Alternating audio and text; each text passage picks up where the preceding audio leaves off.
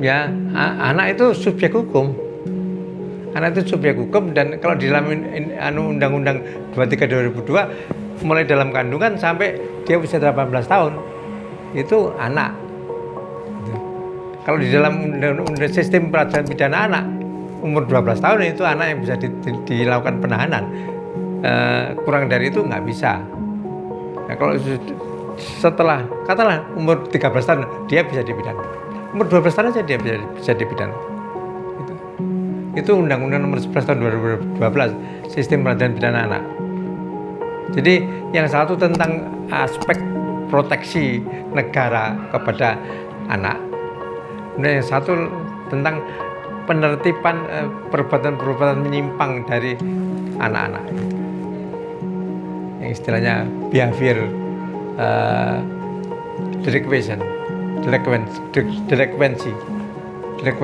behavior, perilaku menyimpang anak itu diatur prosedurnya dalam SPPA, Sistem Peradilan Pidana Anak. Pada prinsipnya semua anak itu yang melakukan penyimpangan itu korban daripada sistem. Sebenarnya problem anak itu problem struktural. Kita nggak bisa memandang anak dari segi hukum saja. Ada kaitannya dengan kebijakan dari pemerintah dan kebijakan dari negara dan sebagainya. Jadi nggak bisa kita pandang anak ini di stigma sebagai penjahat itu ini melanggar hak anak.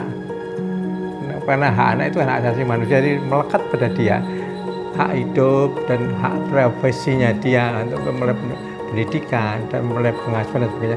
Ini hak dia itu harus dilindungi. Jadi bila mana ini negara nggak bisa memberikan proteksi semacam ini, ya berarti hak-hak anak itu akan terlanggar.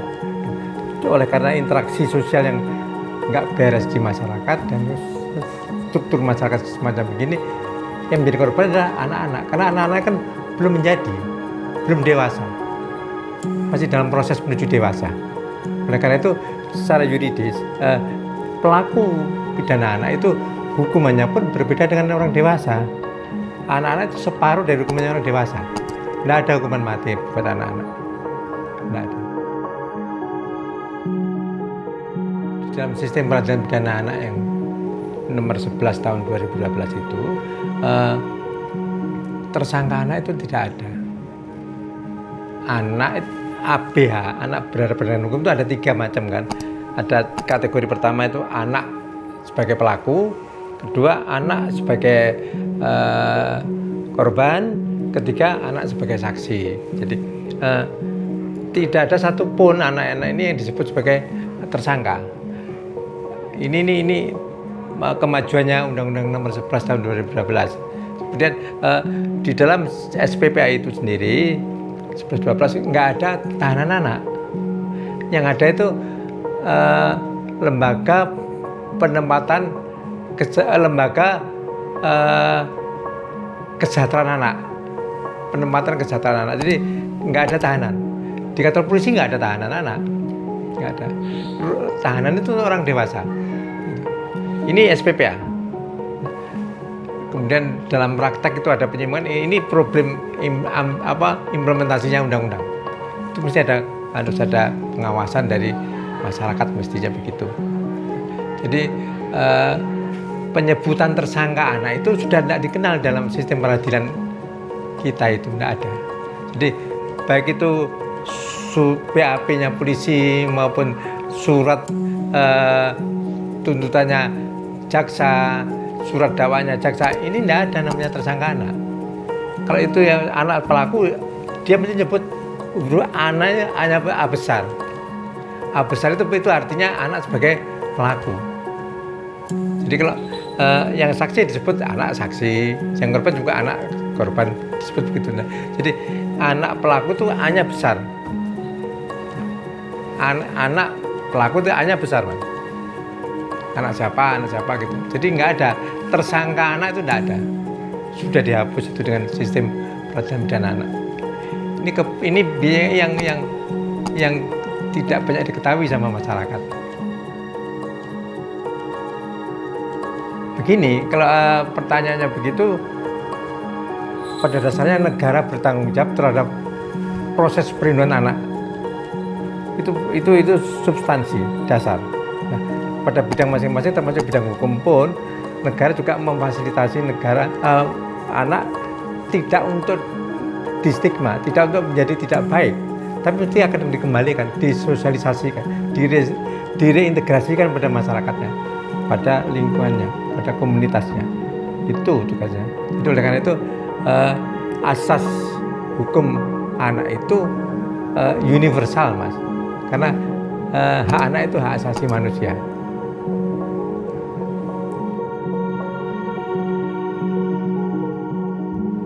Kalau peran advokat ya tetap tunduk pada kode etiknya advokat, sama pendampingan pada klien. Tapi pada khusus anak ini yang mesti akan berpendampingan pada anak, berbeda pendampingan dengan orang dewasa, Mas. Kalau pendampingan orang dewasa kan kita bisa hubungan bisa mendikte, bisa. Kalau anak nggak bisa begitu. Anak mesti harus kita mempergunakan bahasa-bahasa yang dimengerti dia, dan kita tidak bisa memaksakan kehendak pada anak. Nah, anak itu pada setiap advokat belum tentu dia bisa menerima kehadirannya advokat. Karena pada dasarnya anak itu akan memberikan kepercayaan kepada orang yang dia percaya. Pendamping anak itu syarat pertamanya adalah dia dipercaya oleh anak itu tersebut. Advokat pun jadi demikian. Katakanlah sekarang pihak polisi, penyidik, karena pada saat melakukan pemeriksaan anak pertama kali harus wajib didampingi penyidik, kan begitu. SPPA itu kan wajib didampingi. Nah, ini problemnya pada saat penyidik menghadirkan seorang advokat untuk mendampingi pemeriksaan, anak belum tentu bisa menerima kehadirannya advokat itu. Karena itu soal kesannya kan itu dihadirkan tanpa sepersetujuannya si anak.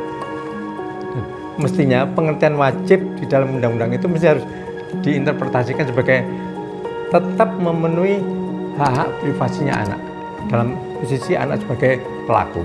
Itu masih kan dia tetap warga negara, punya hak yang sama dengan warga negara yang lain, kan begitu. Karena putusan pidana anak itu tidak ada yang menghapuskan hak dia sebagai warga negara untuk menjadi apapun di negara kita ini. Jadi setelah dia divonis bersalah oleh pengadilan, dilakukan proses penghukuman, ini bukan berarti masa depan dia habis, tidak, masih panjang, Mas. Negara masih berikan hak-hak dia sebagai warga negara. Jadi banyak contoh yang sudah terjadi. Cuman saya nggak bisa menyebutkan siapa-siapanya. Ada. Jadi apalagi jadi advokat sangat mungkin. Jadi polisi aja ada kok.